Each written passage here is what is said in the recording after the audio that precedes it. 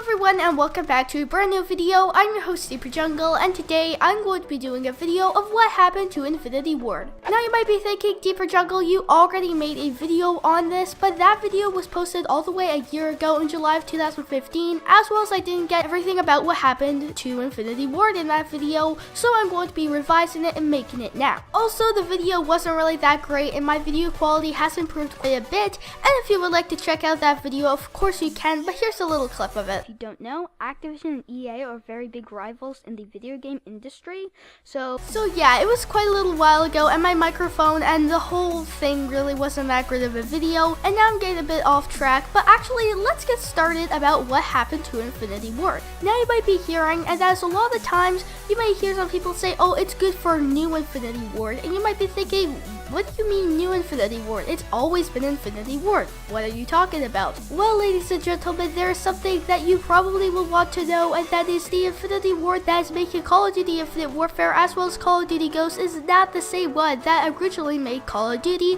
and that's what I'm going to be talking about in this video. And I know I've been rambling on for quite a little bit, but let's actually get started and talk about what happened to Infinity Ward. Okay, now this story goes all the way back to about 13 years ago with 2002. And in 2002, the recently released game Medal of Honor Allied Assault was a very huge commercial hit, and some of the main people that actually made that game were Vince Zampella as well as Jason West. And that was all the way back in around 2001 and 2002. And at that time, if you didn't know, Medal of Honor is owned by EA, and those guys, they actually worked there, and when they were making the game, they wanted to have more creative control. They wanted to be able to make new features that really a lot of people weren't really doing at that time, because before Call of Duty there was no aiming down sight, and actually they wanted to add that into the game, but EA basically said no, we don't want to do that, because Medal of Honor at that time was actually a pretty big game franchise. It wasn't the biggest, but it had its fans, and they didn't want to change it up too much, so they said no,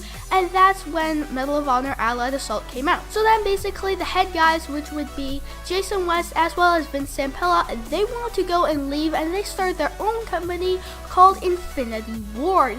And at that time, they wanted to release a first-person shooter game to combat Medal of Honor Allied Assault, which they actually made. And the codename for it was Medal of Honor Killer, and if you don't know, that was Call of Duty 1, which was released late October 2003. And basically, that's what happened. The first Call of Duty game came out, as well as Activision started to notice that this Call of Duty franchise, it was actually starting to do pretty well, so they picked up Infinity Ward, and they started making other Call of Duty games like Call of Duty 1 and the expansion packs for Call of Duty 1, Call of Duty 2. They got another studio which was called Treyarch, and they started to make some other games like, for example, Call of Duty 2 Big Red One as well as Call of Duty 3. And it's around before 2005, and as with Call of Duty 2, if you don't know, is a World War II Call of Duty game.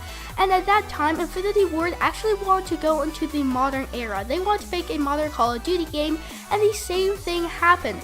They want to do that, except Activision said they don't want to do that, because at that time, it was just after the Iraq War started, and they didn't want to have a game that was set in the Middle East. They just didn't really want to have that. They didn't want to be too controversial, so they basically said no. So then comes out Call of Duty 2 as a World War II Call of Duty game, and then a little bit after that, Infinity Ward finally got their way, and they were going to make Call of Duty 2007, Call of Duty 4 Modern Warfare. And that's what come at that time, they knew that, let's say this Modern Warfare thing doesn't kick off and people just want to go back to World War II, that's what come the other studio that was known as Treyarch. They were going to make a World War II Call of Duty game called Call of Duty World at War, and that's how come Call of Duty 4 Modern Warfare was modern, but Call of Duty World at War was set in World War II. So Call of Duty World at War was basically a backup plan for Call of Duty 4 if it failed.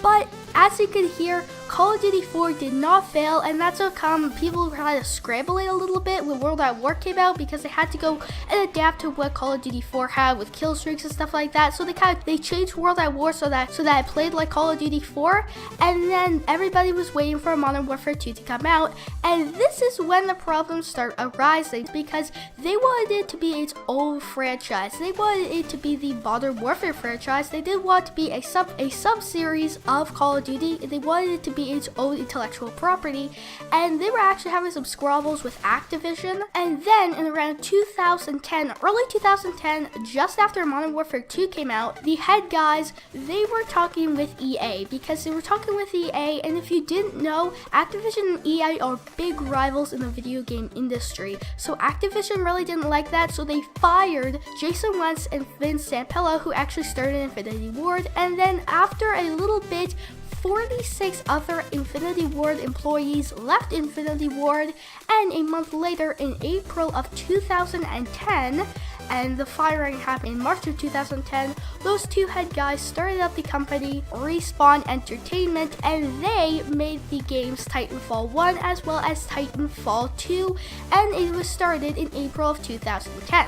So as you can see, Activision was really scrambling. They had a new game, Modern Warfare 3, that was going to be coming out in late 2011, and it already started development.